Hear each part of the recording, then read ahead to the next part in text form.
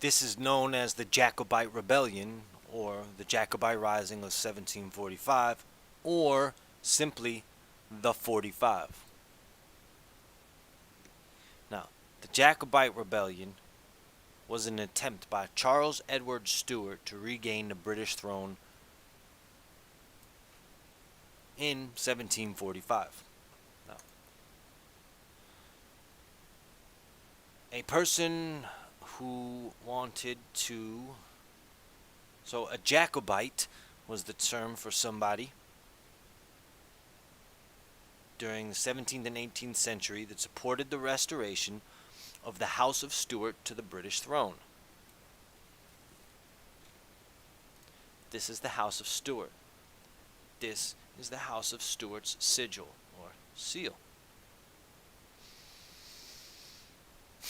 You can read all about it here. We'll do some further reading from the Bloodlines of the Illuminati. I think this is just the introduction, but you can find it at CIA.gov.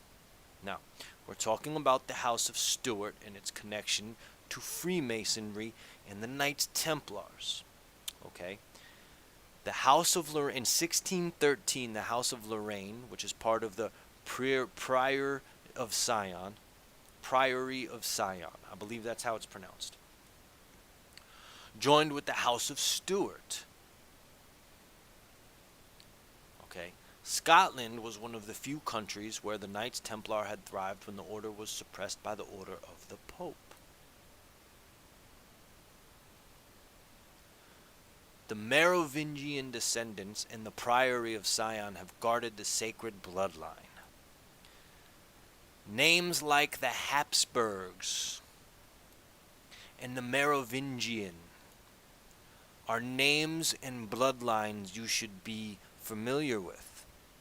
If you think that Gates and Bezos and Cook are the richest people in the world, if you think the Saudi oil sultans are rich, you do not know how much wealth these bloodlines hold.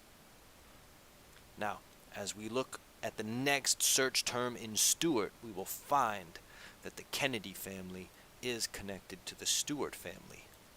Yes, this Kennedy family. We'll get to that later. A result of the Jacobite Rebellion was the Highland clearances. In other words, gentrification of the Scotland, because the Jacobite rebellions failed. Okay? Now, another result of this is the creation of the Scottish Rite of Freemasonry.